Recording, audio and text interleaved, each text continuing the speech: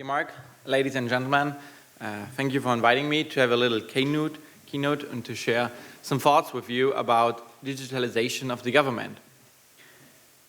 This time you arrived in Germany are not very easy for us. The guys of you who already stayed in Germany since months, who studied here at the ICD, know the situation very well. The others who arrived just a couple of days ago, have seen in their media or newspapers what the situation in Europe is. The refugee crisis is affecting everything.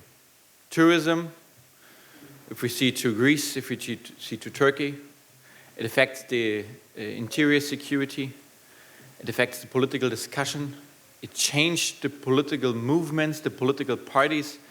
If you see to raise up of right-wing parties, if you see the change in the polls in the last weeks, from left-wing to the right-wing, the Social Democrats, which are in a coalition with us right now, get a decreasing number in the polls percentage. So the refugee crisis is changing Germany now. And it's, I think, one of the biggest challenges we have to face since the last decade. Most of them say it's like the same challenge we have in the level of a reunification process in the last 25 years. So for us it's a question, how can digitalization help us to handle that situation, to organize the refugees, and in the end to separate between the people who can stay here, who have the right of asylum, who can live here, and in the end not just to house people, also to integrate people and to bring them in jobs, in really full jobs, and not just tax-paid jobs on the second labor market.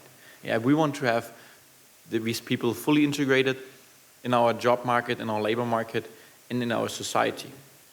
And therefore, we need digitalization. You would ask why? Can't you handle it without digitalization? For me, as a very young member of parliament, the digitalization process we are doing now is the first step of digitalization, or to how to digitalize the government, in fact. The German government is working with lots of paper on an offline basis. Yeah? If you have ever tried to make an appointment in a Bürgeramt, yeah, it's a people's office or an official office where you have to go and you have to say, I need a form, I'm living now in Gentiner Straße 20 or wherever, I have to go there and I need an appointment where you have to wait very long, and you ask me, why can't we do it online? It's a very simple process, just to go to the authorities and say, here I'm living. That's the problem.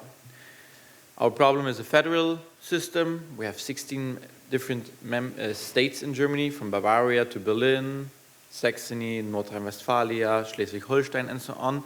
And every member state has his own government, his own structures, and own laws. And that was one problem for us. We don't have a common ground registration. So people arrived in Germany, firstly illegally, on the Austrian-Bavarian border. They were registered by the federal police. But the data from the federal police could not be seen by the federal authorities. Yeah, and the different states of Germany are responsible for the housing of the people. So they started a second registration process. Yeah? So, second registration. So the data are by the state. Then the people came to the local levels, to the cities. They came in apartments by the county or in the municipalities. And they can't look on the data of the federal level, the state level. Yeah? So we needed a third registration process. And sometimes you have organizations like the Red Cross or the Johanniter, so social organizations who are organizing the bigger facilities for housing people. Erstaufnahmeeinrichtungen, a complicated German word. Sounds like an illness of your tongue or something like that. Erstaufnahmeeinrichtung. And they had a fourth registration process. So the problem was we had a loss of data, we had lots of double and third work. We didn't know, is the name which you gave us now right? And maybe are you third or double the registration, or are you registered by another authority, by another state government in a double or third way? And are you maybe using 2 or 3 identities, maybe to get 2 or 3 times money from the states? So we said, okay, we have to stop that. And we opened a process. It's first a law process, because data protection, and this is very important if you want to work in Germany, if you want to invest in Germany in the digital way. Data protection, data security has very, very high importance in Germany for the people. Because after the GDR time and the time of the National Socialists, the Third Reich, the people take very, very care of their personal data, and they don't trust the government, and they want to have that everything is safe and protect. Yeah, the people. That's why we have 70 different protectors to the official personal 17 official protectors for the personal data of the burger and the companies. Datenschutzbeauftragte. Yeah, so we have 16 member states. Yeah, we have these official protectors, and we have one of the federal level. But different regulation, different responsibilities, that's a big problem. So what we did was, we opened a so-called Kerndatensystem. That means a central data bank where all the data of the refugees are counted in. And everyone can count in, type in data they have, information they have, and they can read information about the refugees arriving from the border till their home, till their apartment here in Berlin. We can ask them in the first interview, okay, name, surname, fingerprinting, picture, and we can go on. How is your health status? What did you do in Syria, in Iraq? What are your job skills, your profession, and so on? We all can type it in one database now, and every different community, every different authority from all the different 3 levels, yeah, could read this information, and they could use this for their integration process. It's first time in Germany that the federal police, that the foreigners authority on the federal, state, and local level, that the job centers, labor authorities, the Gesundheitsämter, the healthcare authorities, can read the information and can change them if they have new information. So there is not just 4 registrations processes and data banks, there's now just 1.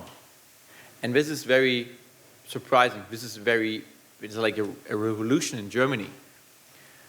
Why could it happen?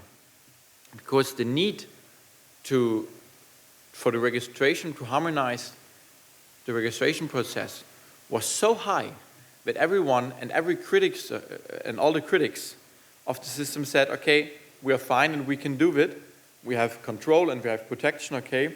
But if you have a very high need, then it's often easier to do some work and to do some progress. But coming to the economy, this will help us with this registration process, will stop the double and third registration. It will stop that we need sources for registration because everyone is tax paid. And what we can see who you are, do you get a right of asylum, what is your status in the asylum seeking process, this is very important, and where can we help you to integrate you? Because of your job skills, because of the region you're living, what skills are needed in the region. We have regions where people in the farming area are very important, or in the logistic, or we need lots of people in the daycare for elder people, or in the logistic, and where we can offer specific programs for asylum people and for refugees who arrived here in Germany. And it's very easy to organize everything because of the digital process. You don't have an offline data bank with mask or paper cards or whatever. It's everything centralized and digitalized. And that's the way we're doing it, and how the digitization helped us very much.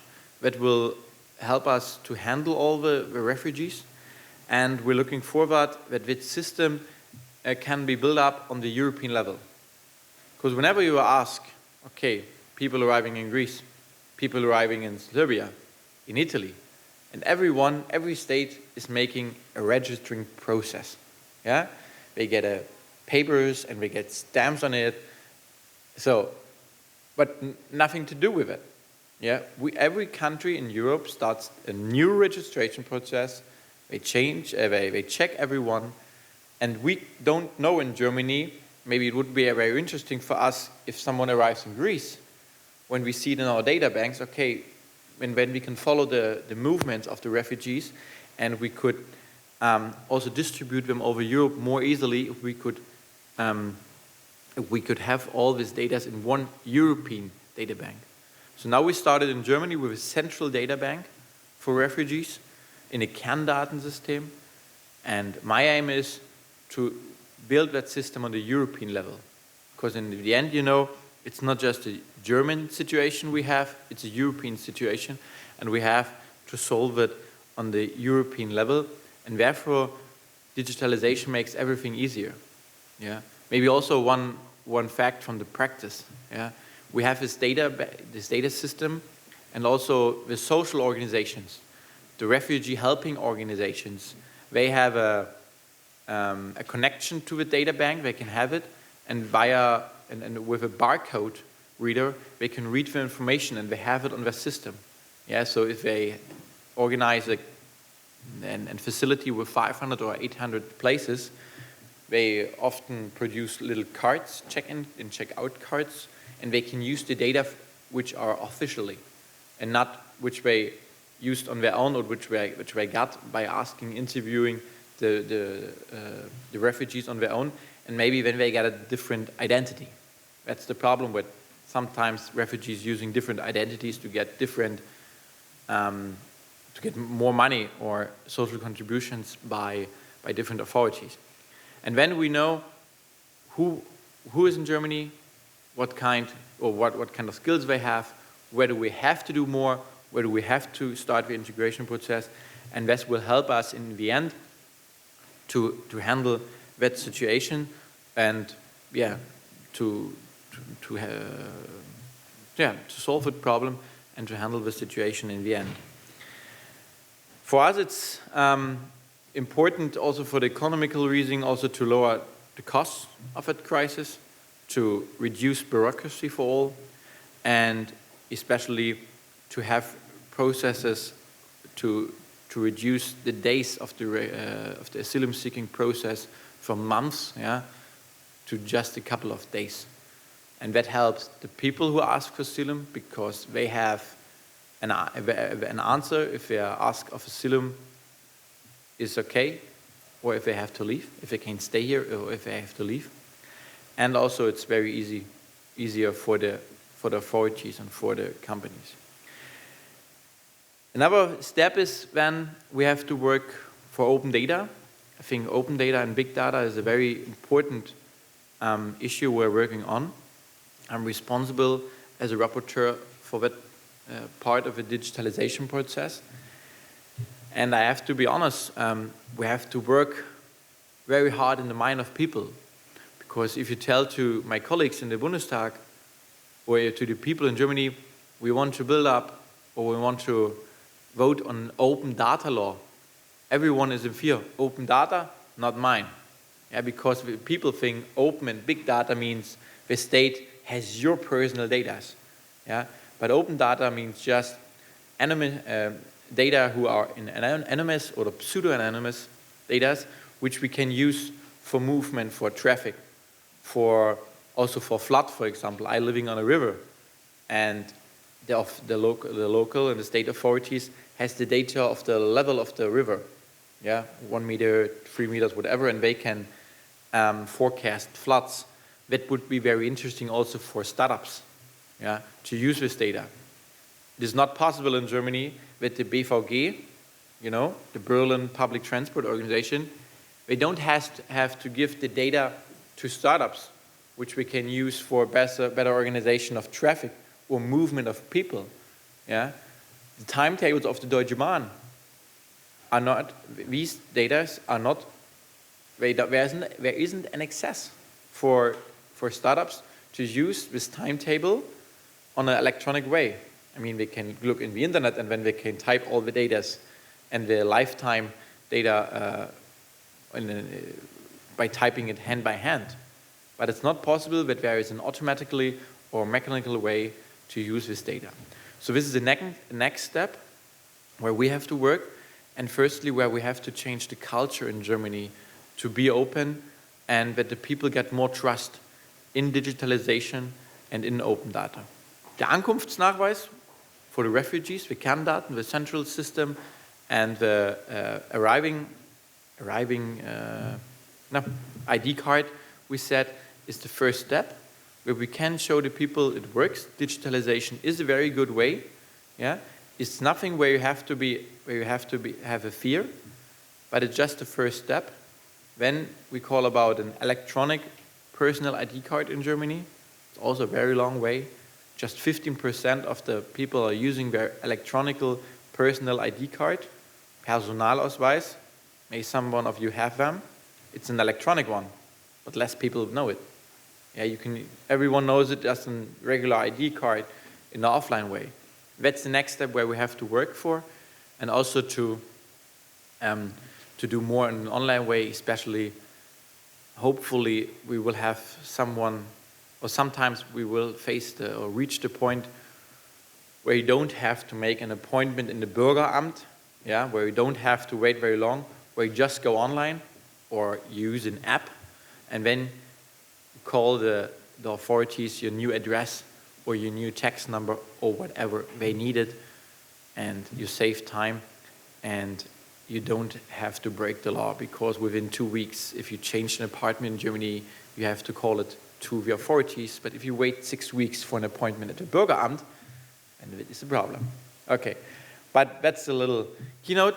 I thank you for hearing, and I'm now open for questions and answers for you, and also maybe to your perspectives for Germany, especially regarding the question of refugee crisis. Thank you.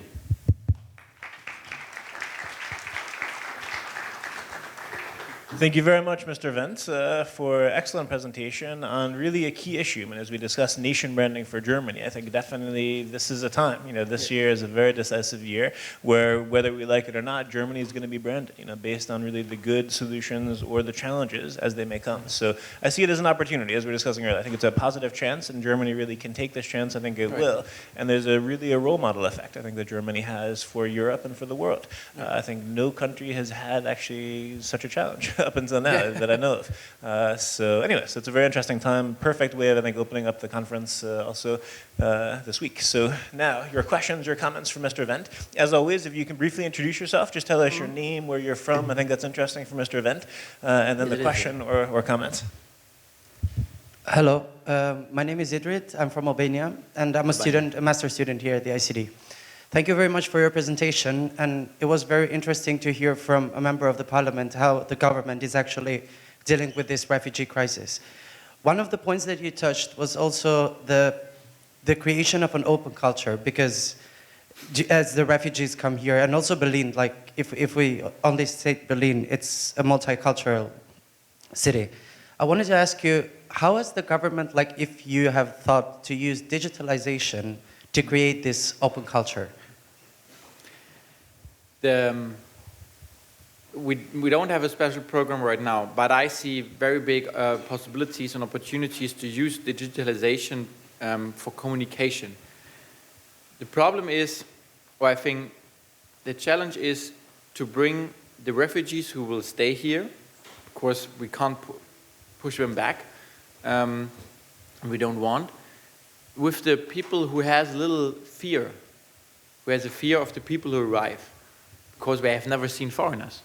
If you go in Eastern Germany or very rural areas, people are living there since decades and hasn't seen foreigners. So what I've noticed is before a little facility, an apartment for refugee opens, we have big discussions. We have sometimes demonstrations. And in the worst way, we have an attack on that facility or building. But after the people arrived, and the refugees arrived, and the people get in contact with them, no problems anymore, yeah? Because the prejudices, yeah, are gone. Because most of the people don't have experience with foreigners, not Berlin. You can't take Berlin as a symbol for Germany. Yes, please. Most of Germany is more especially in Eastern Germany, is different. It's not so multicultural, but that's not a problem. We can learn the people, but we just have to say to take the people in Germany with us, and to explain them why do we have to take these people, why do we want, and why do it's a question of humanity. We have to say we want to integrate the people in our way, on the basic of the Constitution of Germany, not on religious basics, just on the Constitution of Germany, with all the freedoms we have. And then the people accept it, also the German people. And that we say we integrate them in work.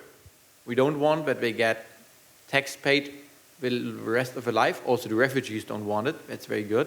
And we want to have very good skilled and educated people.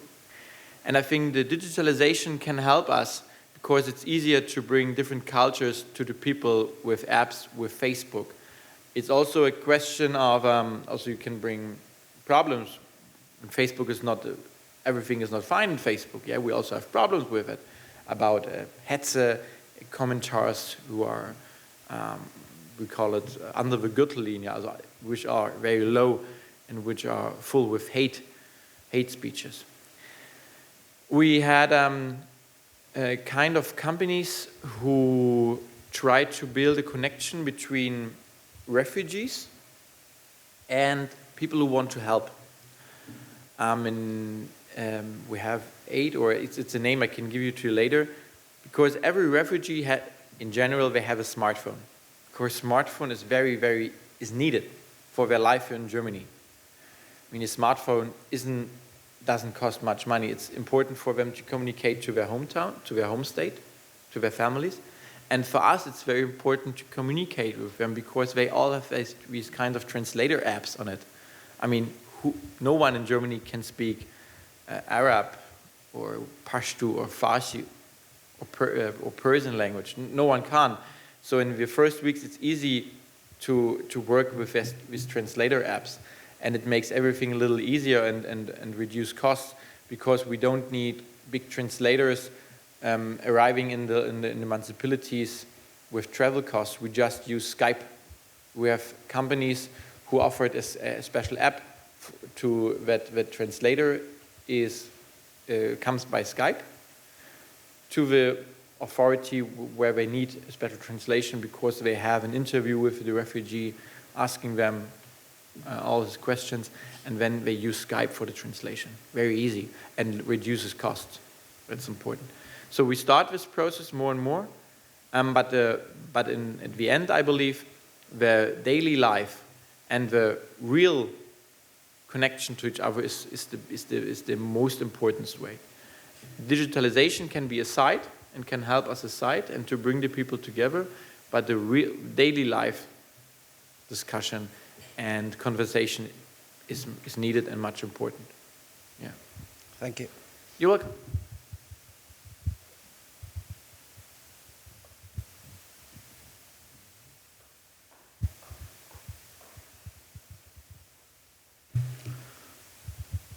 Hello, my name is Vladimira. I'm intern here in ICD. Thank you for your speech. It's a really interesting topic. You present in your speech also idea to spread digitalization in the EU level. That's really very good idea. Then we can have an overview about the people who are coming here in the Europe, and especially in some states. I would like to ask you if you already present this idea to European level, and another is like what kind of states want to cooperate with this idea? Is the Italy and Greece welcome to this idea, or how is it? Thank you. Okay, thank you. Well, I have to be honest, I haven't personally offered this to colleagues of the European level. This will be my first step. At first, we have to see that system works in Germany very well.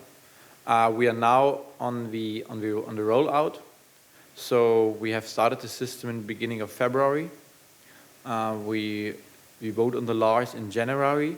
Yeah, so this is a very fast-tracking process. Normally, the government needs 3 to 4, 5 years to introduce a system like this, and so we have to see how that system works. Yeah, I mean, in the end, we want to have a system where every single municipality, every local city authorities are connected on a central bank in Germany, also with the fingerprints information, job centers, and then we want to go to our European colleagues, to our European friends. We have to see how we can organize it. I mean, we have one database, one European database with the Schengen Information System, where I think most of you have a data. Of course, at the point you arrived in the European Union, you are checked by that system. I think this is a good ground which we can use for the refugee system. I mean, it has different uses, because it's just for the borders control and for the border protection, and where we save who arrived, who has to leave, when have you lost your passport, for example. Yeah, all the remarks are in.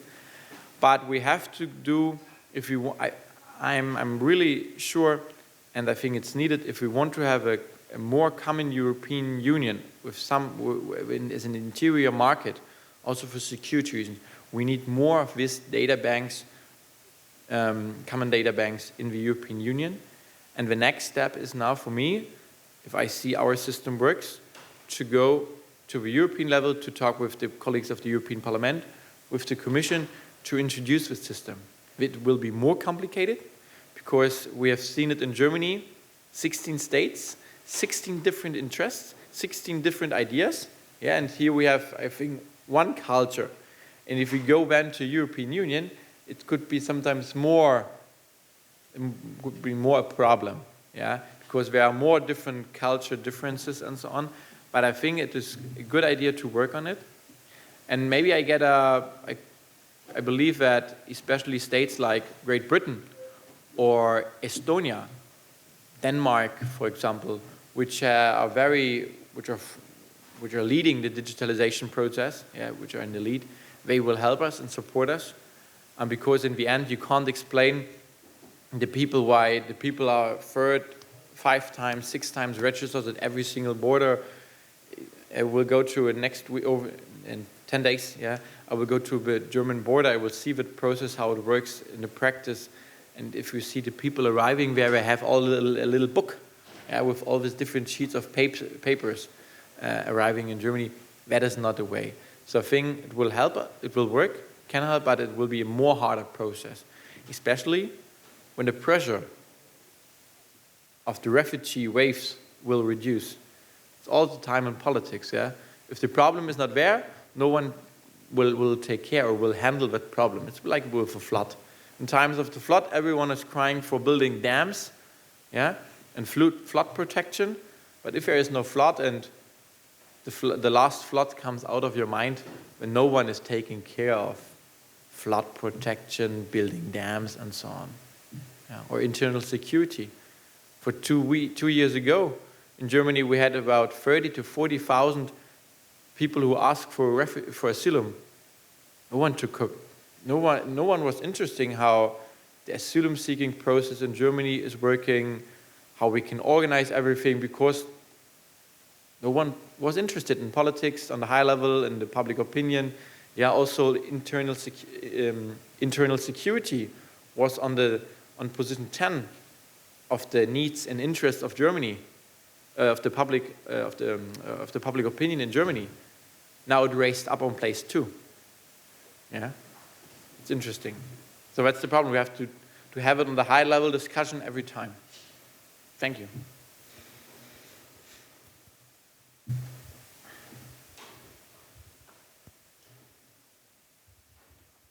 Thank you very much. I'm Mohammed Ahmed. I'm from Afghanistan, and I work with United Nations for the coordination of humanitarian affairs, and that's why my question is a little different.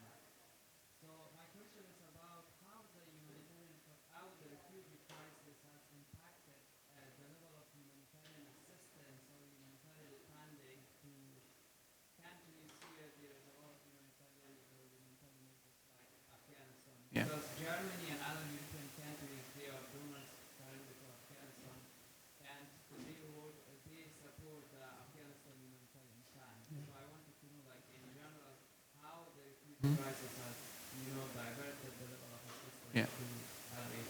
Thank you very much. You're welcome. Thank you. If we want to handle the refugee situation right now, we have to see where is the origin of the refugees. Where do the refugees come from, and why do the people leave their home country? I mean, the people don't leave their home country because they hate their home country. Most of the people leave their home countries because it is a very bad situation of war, of terror, of also the economical situation is very bad. So we have to work there. We have to ask, okay, how can we solve the problem in Syria? How can we stop the IS? Yeah? How can we come back to peace in Syria? Also, we have to ask for development aid in Africa, in Afghanistan. We increased that number. Yeah? In Afghanistan, we know we have to do more. We have to give more development aid to Afghanistan, to build schools, to support companies, maybe startups, to build infrastructure, because infrastructure is a need for a growing economy. We want to increase the number of development aid in Africa, in all the regions, Eritrea, Nigeria, so Central Africa, for example, because we know if the people stay where, yeah, they don't go because the life will be better there, then they don't go the long and very dangerous way to Europe. And also it's a question for the taxpayers. The Minister for Development Aid, Gerd Müller, said, if we spend €1 for development aid in Africa, we save €9 in Germany for social contribution. Yeah? An average refugee in Germany costs circa 600 to 700 euro minimum German state. It's more to 1,000 if you count all the money you need for staffer, for the bureaucracy, and also. Yeah? So if you say, okay, let's spend €100 in the regions and save 900 euros in Germany, that would be very effective, I think. Yeah? We were very surprised as the World Food Programme decreased the help from $30 to $13. We didn't know it. Yeah, but that was the reason, for example, that the numbers from the refugee camps in Jordania, in Turkey, in Lebanon, that the people who has flown there increased. Yeah, and that was one reason of a lot why people escaped to Europe. Yeah, so we said, okay, last year we gave an extra 400 million euro for the World Food Programme. We gave 2.3 billion euro to Syria. Yeah. I don't know the exact number for Afghanistan, but we are very sure we have to stay with our army there. We have to give more money to Afghanistan, and we have to build islands, I think, I would say lighthouses, which are very stable in Afghanistan, and where the economical light of the lighthouses is going over the country. If I see the Bundeswehr is now in Mazar-i Sharif, we have a daily or a weekly flight connection to Frankfurt to Mazar. It's a first step. We have to develop on that basis more and more. But we need the Bundeswehr there, we need more development aid, we need also protection or support to the Afghan police, for example. Yeah, we are responsible for the federal police. We want to increase the numbers of police officers, German police officers, who educate the Afghan police to build up security, which are a basis for economical growth, and so on. It's a lot of little steps which you have to go. But we want to go to reduce in the end the number of refugees escaping from Afghanistan, because just a half of the people who arrive from Afghanistan who arrive in Germany will get asylum here, and the other half we have to push back. Yeah. Yes, there are more questions.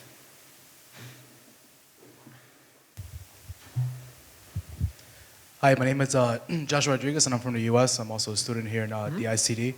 But with your last comment as far as development money being spent here in Germany versus being spent elsewhere, like in Ethiopia or whatever, or in Afghanistan, do you think that the biggest issue was when Angela Merkel actually kind of said to all the refugees to come to Germany instead of actually having them stay where they were and putting the development money there?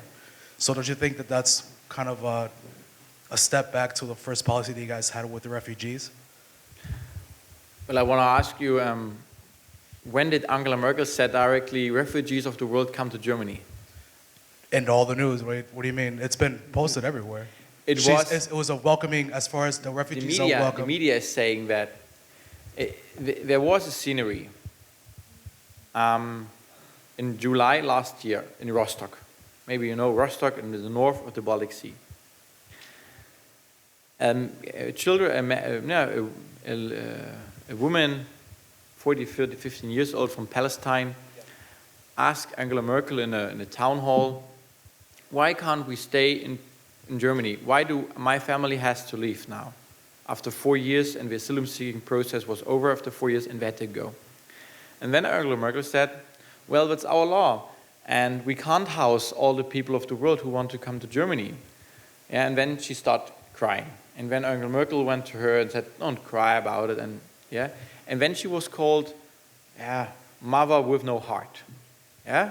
Chancellor of no heart. And all the media but she just said what was the law. That was the law, and if they don't have the right to stay here, they don't have to write here. So that was a very crystal clear position.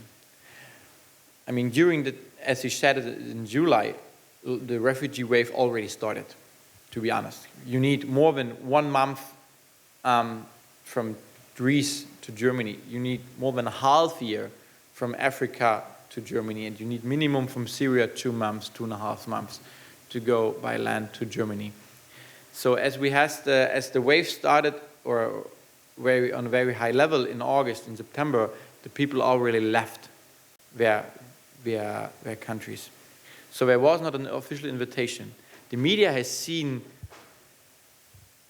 the situation in Budapest at the beginning of September as an invitation. It was what we did together with Austria and Budapest at the beginning of September. It was a single situation, very special, because the problem was that the people started, thousands of refugees started to walk on the Autobahn to Austria. It was a security problem. I mean, what would happen if hundreds would crash in cars or would be killed? So we decided to bring, as a kind of humanitarian, with trains to bring the people to Germany. At that time, the wave was going. Yeah, it was already going, not just because of the Budapest situation. It happened already. And the reasons are very different. In the beginning of 15, we had a big mass from the Balkan states. When it changed with people from Syria and Afghanistan, Iraq are coming. So we have all the time with different people from different nations who are arriving. It changed a lot of times. In my opinion, at that time, she already know what to do. The plan is, and that's the best way, to protect the European border and be out, not to protect the single national borders, and to work with Turkey, because Turkey is the key player in that position. Yeah, also with Italy and Libya. And truly, to be honest, after the Arab Spring, you had to protect the border. You just have to protect your border yourself. This is one side, but you have to deal and handle with the state on the other side of the border, course, to have a border, you need 2 states. And Libya, for example, was okay. It was a stable state. It was not democratic, to be honest, true. But Italy had a contract with Gaddafi to organize a secure border. We had a stable situation in Syria. For security, just for security, from the point of a security position, it was a stable situation. No one escaped. No problems we had. We had all the problems that Assad was killing his own people, truly. We had the thing in Morocco in the 2007, 2008. Lots of people escaped from Morocco, West Sahara, to the Canarian Islands, to Spain. When Spain started a contract and negotiations with Morocco, we said, okay, we build up a dual border protection system, build up fences, build up a system that Morocco have to take back the refugees from Spain, and that works. And that's why the reason is we need a European Turkey system of the border control. And I'm in favor for the system that you have a very controlled and safe European border, Schengen border, and that we help the people with contingents in Syria, would we take the people directly from Syria, from Lebanon, from wherever they need, where we have problems, where we are in the fear of terror, of war, with contingents. But not just Germany alone. We can take 200,000 Syrians a year, no problem. And when France takes 100,000, Great Britain takes 100,000, we could help the people in need in Syria very easy. And with low costs and with no danger, with an easy visa. And that's the way also the people ask for in Germany. We want to have, the people in Germany are open to help people, but they want to do it on a very controlled way. We just want to have it by illegal migration and uncontrolled migration. That's, I think, an understanding position the people have. And that is where we have to come back to that position, to a controlled position in favor of that's good for the people who escape and for the Germans. Okay. We have time for maybe one final question. Is there a final question? Or? Okay, I see a hand. No, it's just a brief comment. I come from Spain, and yeah, it's quite sensitive. We have to be careful when talking about the control border, because I know, because I have also friends in Morocco, and what are they doing is just putting a fence with knives, and yeah, in the media you cannot see what's going on there, but if you try to cross that fence, you know, maybe it's the last thing you will try in your life. And the second thing is like, we have to be, in my opinion, we have to be very sensitive as well with the concept illegal immigration. Because, you know, as a human being, I mean, in my opinion, it's a wrong concept. There is no illegal immigration in the world. There is no illegal migrants. Because at the end, we are all humans. We are in the same planet. Yeah. So nobody's strange here. It's my opinion. Yeah, sure. Okay. Thank you very much. My name's Naomi. I'm from the UK. I'm over here. Ah, here you are. UK. Hi. Talking about the amount of time it takes for refugees to travel to the European Union, I see this digitization process as an opportunity to empower them and also cut out the middleman, the human smugglers that are profiting enormously from this crisis. And I was wondering if there are any future plans to use this process as a way to empower refugees to apply from their own country, as opposed to having to get to the European Union and then start the whole process. Yeah. We want to, what we want to build up is a safe border, and then to have a contingent system. And therefore, digitalization is very useful. Because you can understand, I mean, the problem is you have to have standards. Because no man, or the people in the world are not, we are offline people. We don't have a chip in. And to come in the online system, you have to be accepted, your identity has to be accepted by an authority first. Yeah? If we are identified by a state or by a local authority, when we can use your ID, yeah, and we can have this visa process in a digital way. But the problem is in Syria and Afghanistan, in Iraq, where you have no infrastructure, or less infrastructure, and you have a failed state, in fact, who could our German embassy ask for cooperation to get the identity, to make sure that the person who is asking for asylum and who is asking for a visa, for the contingent, who is the people in fact? That's the problem we have. And then we can use everything via digitalization. The whole, in Germany, if you ask for visum, the whole process is in a digital way. But firstly, we have to bring your offline ID, your finger, and so on, in an online ID process. That's the main problem we have. So we started to bring, we started to use the counselor, yeah?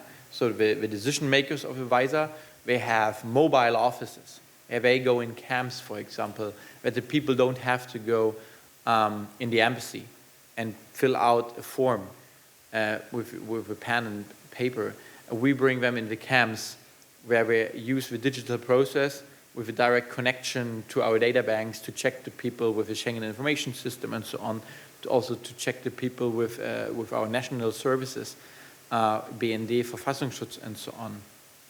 And this will help us very much and very easy, because we can, on a daily basis, we can see when will we reach the 200,000, where do we have to bring the people? Do we have to take the flight to Munich or to Hanover or to Leipzig or to Berlin? Because we distribute all the refugees with the Königsteiner Key, yeah, over whole Germany. It's not like in Italy that you have to negotiate which state or which country which state or which city takes refugees.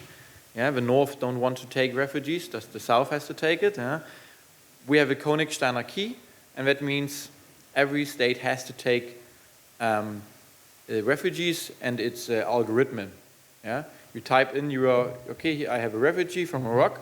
You push enter, and then you say, okay, now today you have to bring that Moroccan guy to North Rhine-Westphalia, and maybe next day it could be Saxon, because Saxon has to raise up or has to fulfill his balance for Morocco and so on. It's a little complicated but fair.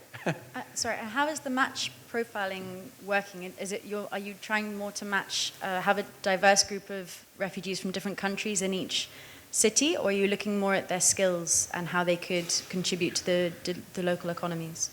Yeah, firstly we are now in the second step. The last month we tried to house everyone.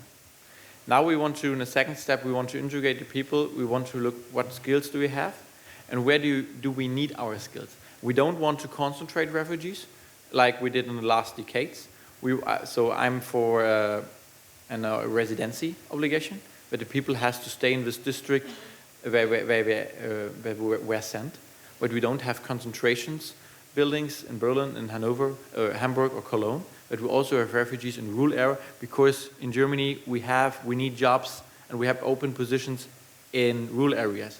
If we have people from Spain, lots of young people from Spain and Italy arrive to Berlin because they think here we have jobs.